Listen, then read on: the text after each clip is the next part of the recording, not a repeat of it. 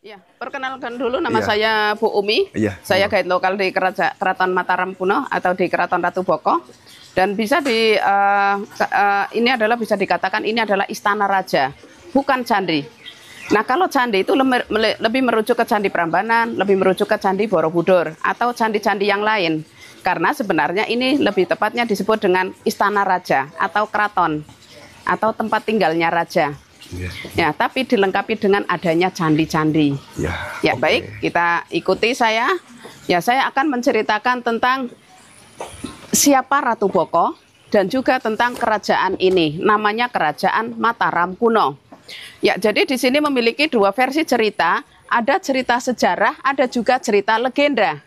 Nah, kalau menurut cerita sejarah, ini adalah Kerajaan Mataram kuno yang dibangun pada abad 8 Masehi. Nah, kerajaan ini dulu pada mulanya didirikan oleh Sri Maharaja Raja Sanjaya. Nah, Raja Sanjaya ini dia punya putra yang bernama Rakai Panangkaran. Nah, lalu Rakai Panangkaran diberikan tanah ini, tanah perdikan atau tanah bebas pajak, lalu digunakan oleh Rakai Panangkaran untuk mendirikan Abhaya Giri Wihara. Ya, kawasan ini memiliki 16 hektar. Ya, 16 hektar. 16 hektar. Dan dari 16 hektar itu nanti ada dua pengelola. Yang sebelah sini nanti ada batasnya. Sebelah ini dikelola oleh BUMN, PT-nya PT TWC, Taman Wisata Candi, yang meliputi Candi Prambanan, Candi Borobudur, Keraton Ratu Boko.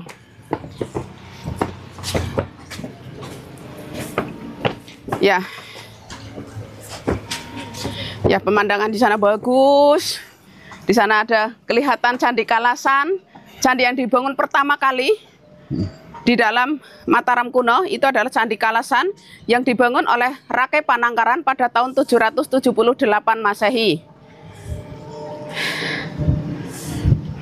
Ya, ini baru masuk kawasan atau Yona 2. Yona 2 ini dikelola oleh BUMN yang tadi saya bilang, ini adalah dikelola oleh PT TWC yang meliputi 3 serangkai, yaitu 3 Candi Prambanan, Borobudur, Ratu Boko. Itu satu manajemen, pusatnya di Jakarta. Nah, nanti zona 1 adalah zona situs-situsnya. Nah, zona 1 itu dikelola oleh Dinas Purbakala. Ya, jadi yang sebelah itu swasta, sebelah satu adalah negeri. Ya, baik, saya tetap akan menceritakan terus ya Pak ya. Oke, siap. Ya, Lanjut. jadi ini adalah Kerajaan Mataram kuno yang tadi pada era 8. Nah, kemudian rajanya itu Rakai Panangkaran. Dan Rakai Panangkaran ini berasal dari dinasti Sailendra.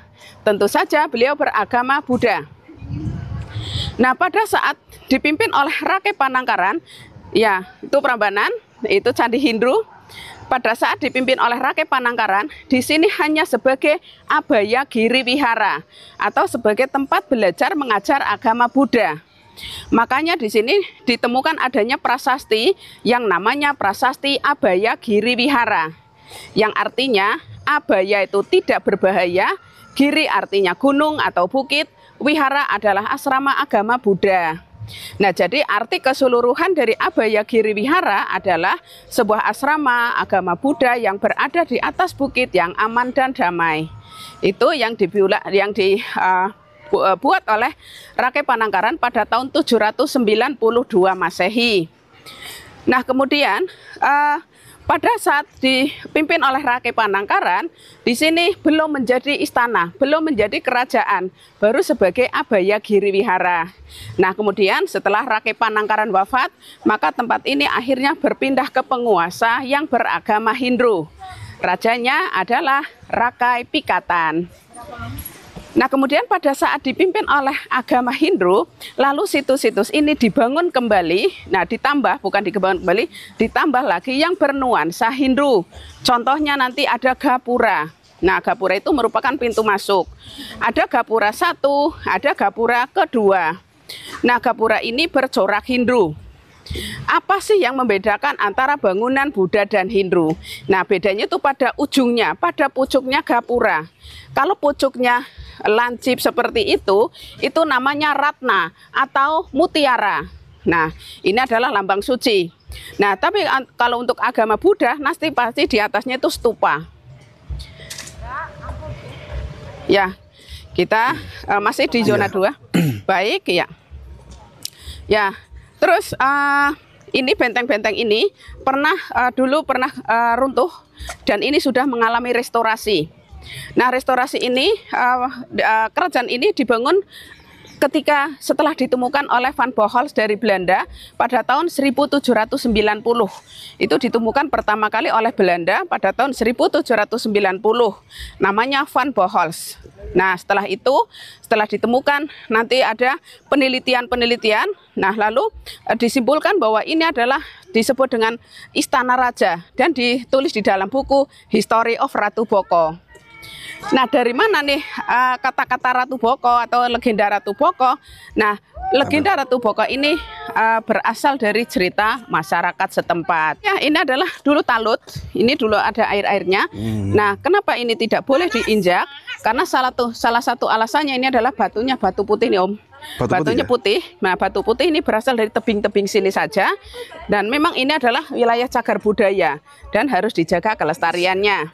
Nah, tidak boleh diinjak karena ini adalah nanti rapuh. Batunya ini mudah sekali rusak. Nah, seandainya tiap hari diinjak nanti lama-lama rusak habis. Nah, kerajaan ini pada saat dipimpin oleh agama Hindu yang raja terakhir yaitu rajanya Empu Sendok, maka Gunung Merapi sudah akan meletus, maka Empu Sendok mempersiapkan untuk memindahkan kerajaan ini ke Jawa Timur. Nah, kemudian setelah Empu Sendok mempersiapkan di Jawa Timur, lalu kerajaan ini berangsur-angsur dipindahkan secara bertahap. Lalu terjadi Gunung Merapi itu meletus pada tahun 1006, maka semuanya hancur. Ya, jadi pada tahun 1006 Gunung Merapi benar-benar meletus yang sangat dahsyat. Nah, maka dari itu kerajaan ini dan seluruh candi-candi di Jogja itu sudah rusak parah, sehingga kerajaan ini sudah terbengkalai begitu saja sampai diketemukan kembali tadi pada tahun 1790. Nah, kemudian setelah pada saat di sini terbengkalai 800 tahun karena rentang waktunya kejadian ini dari abad 10 Gunung Merapinya meletus lalu ditinggalkan oleh agama Hindu Buddha. Nah, baru ketemu lagi tahun 1790. Ini artinya 800 tahun kemudian ini berarti sudah tidak terurus ya. Terbengkalai begitu saja, maka kerajaan ini sudah banyak kehilangan batu-batu. Nah, batunya hilangnya bisa diambil oleh masyarakat, bisa pecah, bisa terpendam. Nah, tapi kalau untuk terpendam ini kemungkinan kecil karena dulu sudah ada namanya ekskavasi. Oke. Ya, ini adalah bangunan utama, ini adalah gapura utama. Nah, setiap gapura ini dijaga oleh kala. Nah, kanan kiri ini adalah kala, kanan kiri kala, dan kala ini namanya kalau orang Jawa bilang ini tolak bala ya. Bedoro kolo. Ya, kita lewat kanan. Kanan, oke. Ya. Ya, ini adalah gapura bercorak Hindu. Nah, bedanya itu ya Om ya. Pucuknya. Oh, ujungnya ya. Ujungnya ini namanya ratna atau mutiara. Nah, kemudian ini adalah batu asli. Usianya sampai sekarang ini sekitar 1200 tahun. Ini dari abad 9. Dan batu ini adalah batu putih. Batu putih ini berasal dari tebing-tebing sini saja. Jenis kars Bu ya? Iya, batu andesit apa kars? Ini batu andesit yang itu kars. Ini adalah batu andesit yang berasal dari Gunung Merapi. Yang ini adalah usianya sudah 1300 tahun. Ini dari abad 8 batu asli sejak zaman kerajaan, tapi ini sudah dipasang kembali. Nah, ini adalah batu baru meskipun hampir sama. Nah, batu baru ini usianya sudah 1000 tahun lebih. Ini dari tahun 1000, ini dari tahun 800, ini tahun 1000. Oke, next. Next. Wah, benar-benar kerajaan kan? Banyak dayang-dayangnya. Oke. Nah, di sebelah sana ini bangunan Hindu lagi. Ini namanya itu adalah candi pembakaran, Om. Candi pembakaran. Candi pembakaran. Nah, candi pembakaran ini adalah untuk upacara api suci agama Hindu atau upacara menyembah dewa api. Nah, jadi yang dibakar bukan manusia, tapi ini adalah kayu yang harum-harum. Seperti kayu cendana, kayu gaharu, gitu. Nah, jadi yang boleh naik ke atas itu dulunya itu hanya kaum Brahmana saja. Sedangkan kaum kesatria, kaum wesa, kaum sudra cukup menyaksikan dari bawah saja, karena tidak sembarang orang bisa masuk sana. Karena tempat sana itu tempat yang sakral ya. Nah, kemudian di sana itu ada sumur suci. Kita ke sumur suci. Oke. Itu gardu pandang. Gardu pandang. Ya, itu bangunan baru ya. Kita nggak usah ke sana. Nggak usah. Nggak usah. Yang penting-penting aja. Iya, poin-poinnya aja ya, Bu. Iya. Ini semua poin loh, sampai ujung sana poin. Iya. Ya, ini alon-alon karena ini Alon-alon. agak rapuh, jadi kita bisa ke sini. Kita ke sana. Kita lihat sumur suci dulu Oke. dong. Iki loh sumure. Ya. Nah, inilah sumur suci dan di sana itu adalah tandon air atau tandon air ini adalah tempat penampungan air hujan. Nah, sumur suci ini dulu ditemukan pada tahun 1960. Ini adalah bangunan Hindu. Nah, sumur suci ini dalamnya 5 meter dan airnya dulu sebenarnya terpisah, tapi gara-gara ini ketemu ini sudah seperti ini ya, sudah ini ala kadarnya saja. Jadi airnya ini dulu digunakan setahun sekali untuk upacara Tawur Agung atau upacara sehari sebelum hari Nyepi. Ya, upacara ini nanti mengambil air dari sini nanti dibawa ke Candi Prambanan untuk media upacara di sana. Nah, kemudian ini tandon air. Tandon air ini adalah tempat untuk penampungan air hujan. Nah, dikarenakan ini adalah tempatnya di ketinggian seperti ini, susah mendapatkan air, maka ditampunglah air sebanyak mungkin di kolam sini. Ini dalamnya 2 meter, Om. Nah, kemudian airnya tidak kemana-mana karena di bawahnya itu batu karst. Nah, jadi seandainya pada musim kemarau ini airnya bisa berkurang ini karena ada penguapan saja. Nah, kemudian tandon air ini dibuat dari batu asli banget, batu alam, ini batu yang gede banget. Terus mungkin pada zaman dulu seperti apa caranya, mungkin kalau zaman saya cerita ini paling dengan pahat, tapi kalau pahat itu sangat sederhana karena ini yang dibangun adalah banyak. Nah, kemudian pagar kolam ini dipagari dengan menggunakan batu-batu yang di sana. Nah, ketika Gunung Merapi tahun 1006 meletus, terjadi gempa bumi yang sangat dahsyat, sehingga batu-batu yang dulunya pagar keliling lalu ambruk ke dalam kolam semua dan terendam sampai 1000 tahun lebih. Nah, karena kelamaan terendam di dalam air, maka batu-batu karst itu batunya itu mudah rusak, batunya mudah kropos, sehingga susah dikenali lingga dan yoninya. Nah, oleh karena itu yang di sana sedang mencari jodoh ini, Bapak. Nah, iya, di sana itu sedang lagi ada namanya dikerjakan oleh tim ekskavasi dan tim zuker. Nah, tim ekskavasi yang mencari batu, siap. Panas. Ya. Oh, Bapak juga panas ya? Iya. Tak kira Bapak nggak takut panas. Ngempet. Timpet deh. Ngempet loh. Ayo, Pak.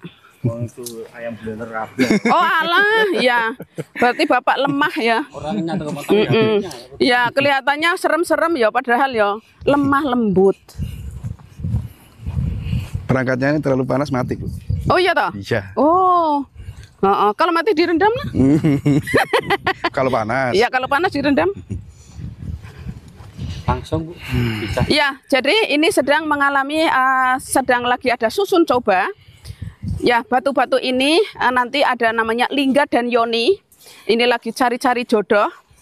Oke, ini ya, kita di depan ini namanya garis takikan. Ini pun untuk penguncian.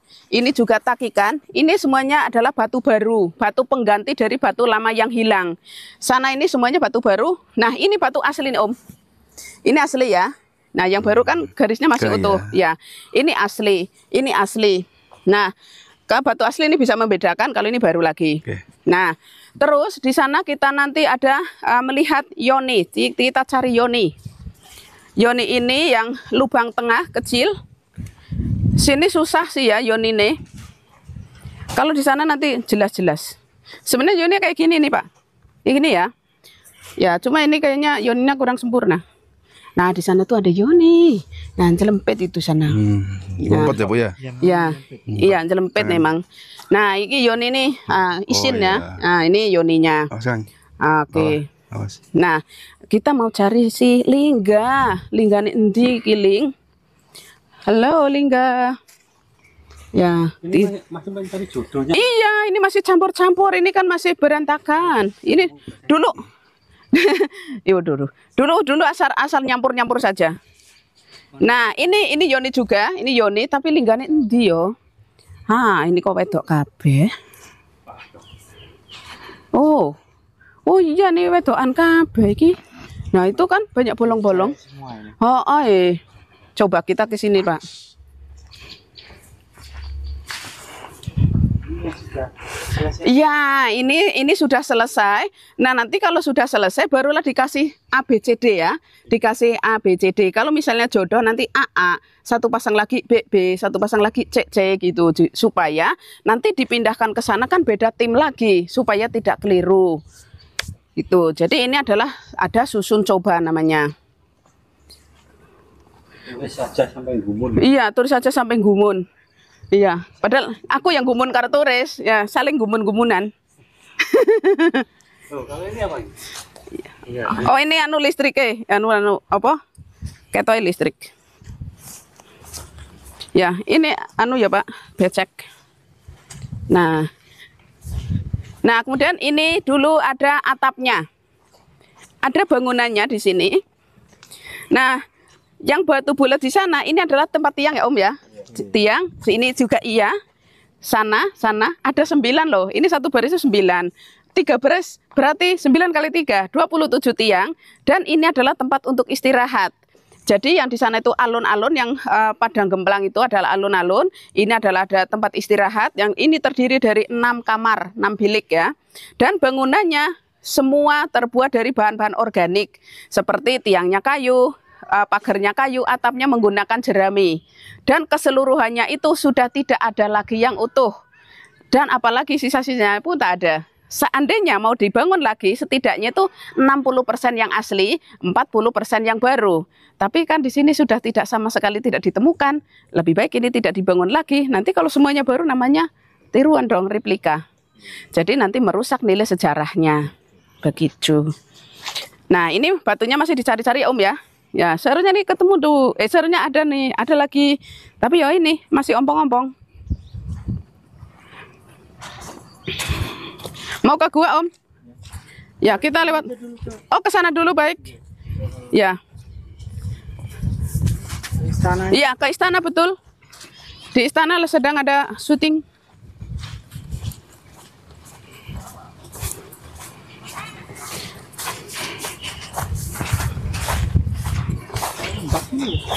Nah, kenapa di sini tuh lembab, becek?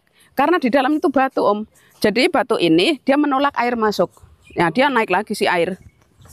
Batu alami ya? Iya, batu alam. Memang di sini namanya Desa Sumberwatu. Ya, nanti cari yang Yoni-Yoni di bawah sana itu sangat mudah mencari wedok. Belajaran. Ya iya. Ya, jual payu tak jual wae. Ya, sana pendoponya. Ini adalah paseban. Ya, ini paseban, ini adalah ruang tunggu tamu yang ingin menghadap raja. Ya, ini adalah tamu-tamu untuk kasta Brahmana dan kasta Kesatria. Sebelah ini adalah untuk kasta Waisya dan Sudra. Nah, di sini pun terdapat bangunan. Bangunan itu adalah sama seperti pendopo. Joglo. Nah, itu ada batu-batu bulat, itu tempat tiangnya berdiri. Dan di sini belum selesai. Kalau sini sudah selesai nih Om ya. Ini belum. Jadi masih ompong ya? Masih ompong-ompong ya, masih berkurang, masih kurang banyak ya. Pasti ini harus rata dong.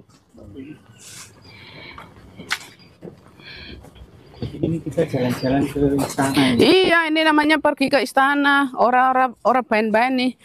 Iya, ini jenis orang kaleng-kaleng. Siram, sini sana. Kayak wedi panas ya. Boksi.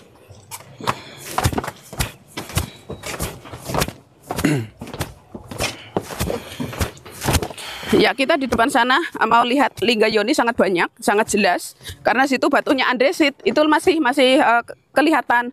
Tapi kalau tadi kan batu putih Om. Batu putih itu sudah. Ini benteng. Iya, ini benteng 2 lapis. Ini benteng luar, ini benteng dalam. Benteng luar, benteng dalam. Jadi ini bentengnya double benteng. Nah, ya benteng ini tebal dan ini tegak lurus. Nah, seandainya itu tipis, itu pasti dibuat tidur ya, kayak terasering supaya dia bisa menekan, ada tekan-tekanan, misalnya ada gempa. Jadi ini awet. Kalau ini kan dibuat tebal, seandainya ada gempa kan ini kuat. Nah, kalau hanya 1 lapis lagi tipis, itu pasti nanti kalau ada gempa dia tuh sudah roboh. Nah, tumbang. Nah, ini batu kars. Batu kars itu banyak sekali yang terdapat di Wonosari ya, Gunung Kidul.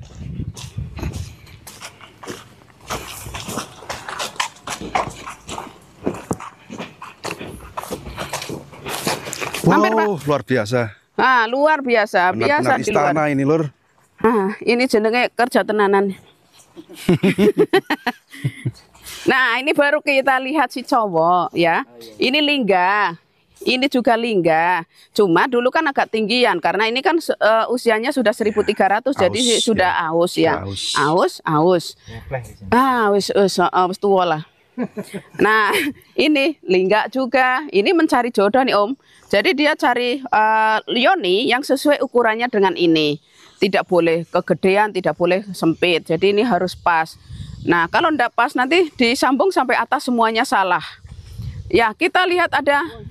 Nah, betul, cowoknya banyak. Ini yoni. Nah, ini yoninya. Nah, yoni ini juga sesuai dengan ukurannya. Cari nanti yang mencari adalah tim ekskavasi ini. Nah, tim ekskavasi itu tergabung dalam arkeolog ya. Nah, tim ekskavasi, tim Zuker itu orang sini saja. Jadi orang ini memang sudah ada keahlian. Dia punya ahli, dia punya ilmu feeling. Jadi tidak sembarang yang bisa. Dia dari Gunung Komeng. Di Gunung Komeng. Ya, kita mau ke Istana Raja.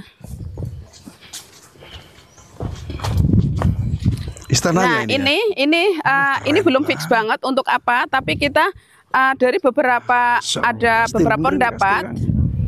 Ini yang itu adalah tempat untuk bersuci dulu sebelum memasuki wihara. Tapi kita lihat dulu.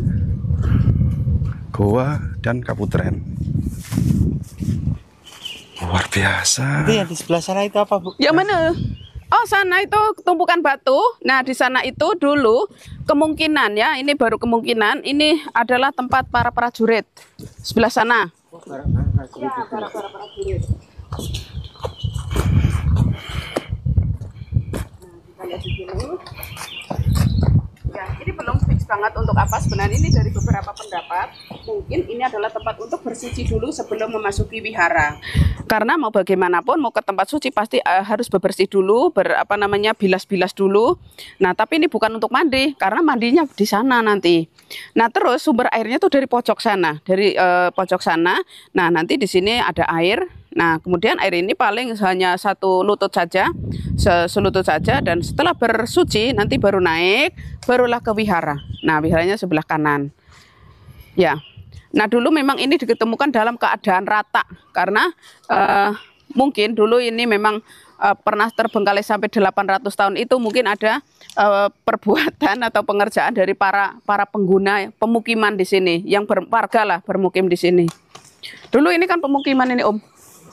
Iya, jadi setelah ditemukan oleh bangsa ya desa di atas bukit. Ini dulu macam satu RT lah. Ya, ini namanya tangga uruk ya. Tangga uruk karena dulu ditemukan dalam keadaan teruruk. Bukan terpuruk ya? Iya, bukan terpuruk ya, teruruk.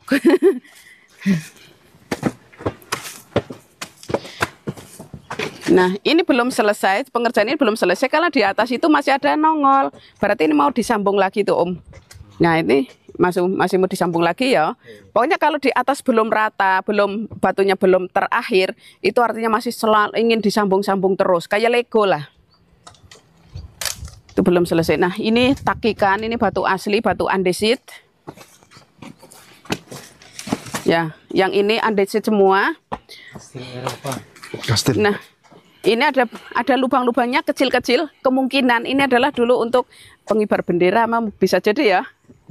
Umpak ya. Tapi ini untuk masuk tiang-tiang bendera. Ya, ngarang-ngarang aja dulu. Iya, ini belum selesai. Selesainya nanti jam 7 Om.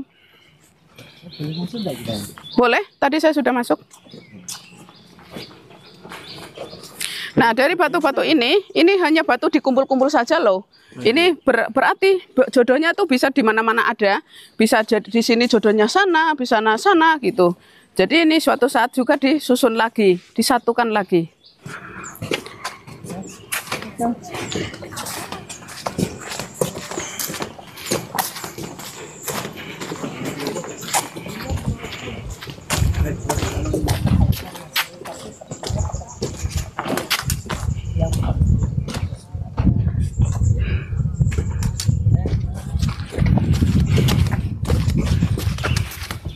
Ini keraton. Iya, ini adalah istana raja, ini keratonnya. Jalatwara ini. Nah, Jalatwara. Jadi pada zaman dulu raja-raja membuat istana, membuat bangunan itu sudah dipikirkan sampai semasak-masak, matang sekali. Karena ini ada panduannya itu di dalam buku Manasara Silpa Sastra. Ini kitab yang berasal dari India.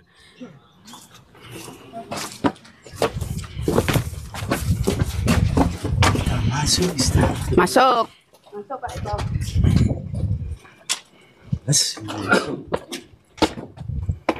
Ya, inilah Abayagiri Wihara yang dibangun oleh Rake Panangkaran pada abad 8 Masehi. Ini pada zaman dulu nih megah ya, mewah. Jadi pada abad 8 disinilah ditemukan prasasti Abayagiri Wihara yang berangkat tahun 792 Masehi dan di bawahnya ada tulisan Teja Purnapane Panamkarana. Ini adalah nama kecilnya Rake Panangkaran.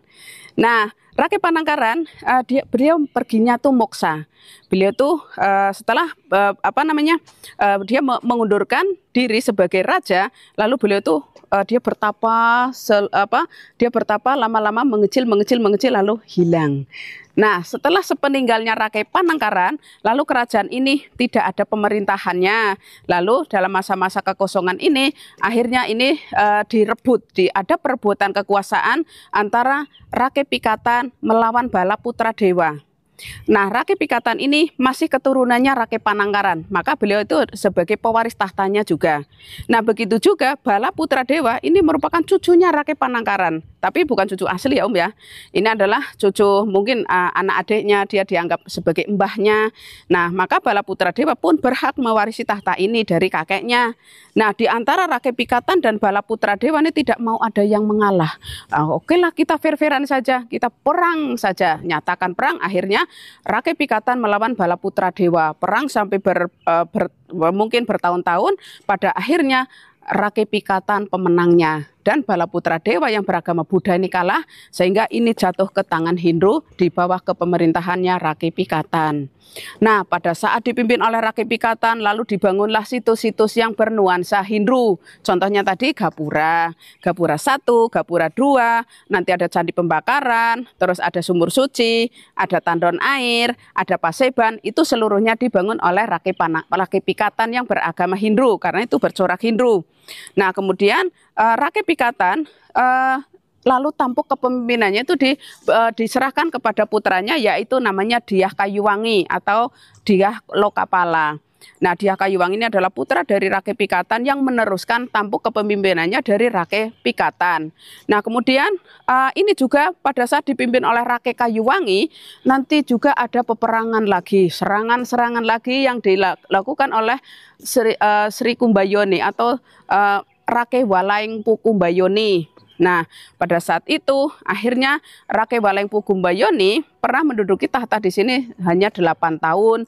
Setelah itu ada lagi raja-raja berikutnya. Nah, kemudian ada Rake Tulodong, ada Rake Daksa, ada Rake Wawa. Nah, pada saat dipimpin oleh Rake Wawa, ternyata Gunung Merapi akan meletus. Terjadi gempa-gempa bumi, terjadi hujan abu vulkanik, maka diperkirakan oleh Empu Sendok, letusan yang akan datang ini pasti letusan yang sangat dahsyat.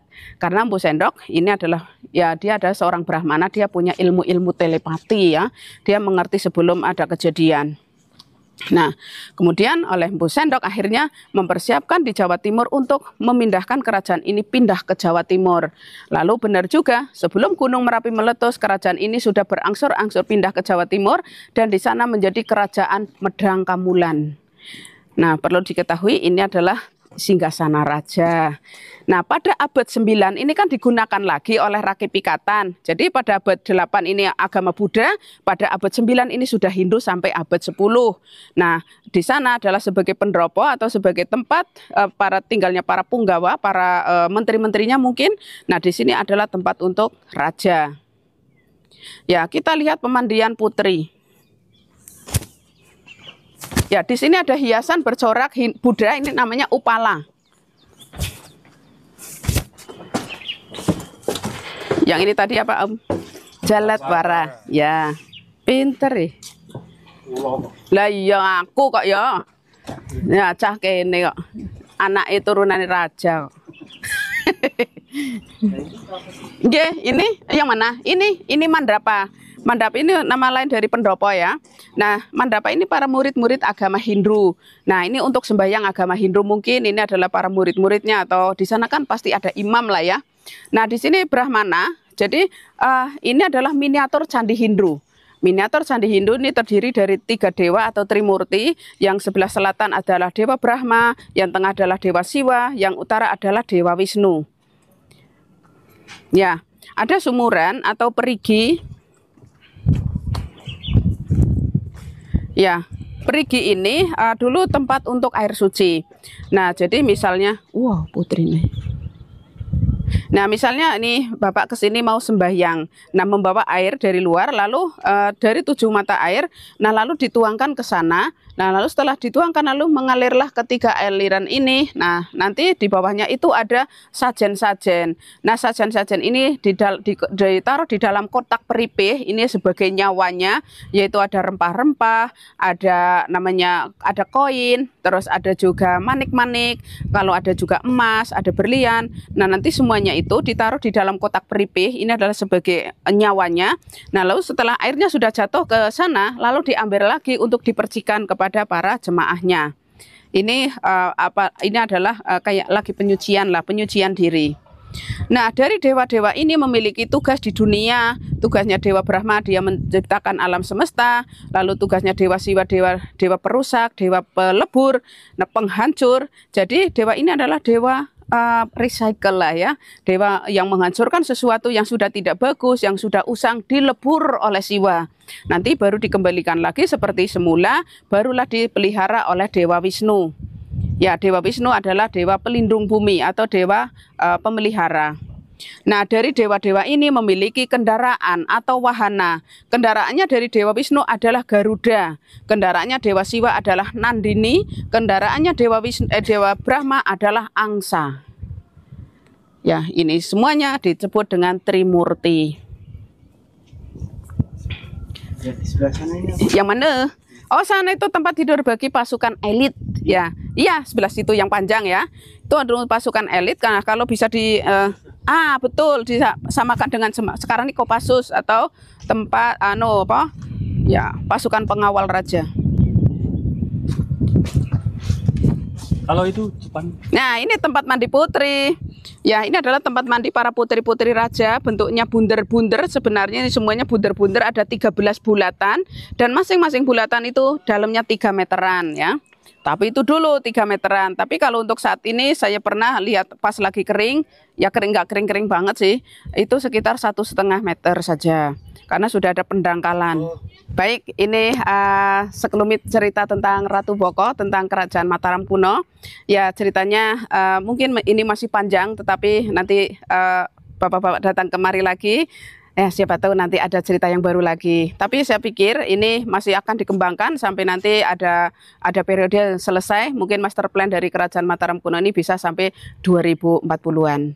Nah, bagi pengunjung yang belum pernah datang kemari, saya harap datanglah ke sini untuk mengenang Kerajaan Mataram kuno pada zaman dulu, yaitu mengenang Hindu-Buddha. Pada saat itu Islam belum masuk sini. Islam masih ada di sana di zaman di Persia. Ya, nah sekian saja dari saya dan alamat ini kita ada di Desa Piungan, Desa Bokoharjo, Kecamatan Piungan, Kecamatan Prambanan, dan ini masuk wilayah Sleman, Yogyakarta. Ya, silahkan datang ke Ratu Boko. Ini adalah istana kerajaan yang masih bisa kita pelajari. Ya, sampai di sini dulu. Terima kasih Bapak-bapak, terima kasih. Saya sendiri namanya Bu Umi. Ya, saya pamit undur diri. Ya, mudah-mudahan cerita saya akan menarik, melengkapi dari cerita nanti pada yang akan datang. Ya, silakan. Terima kasih.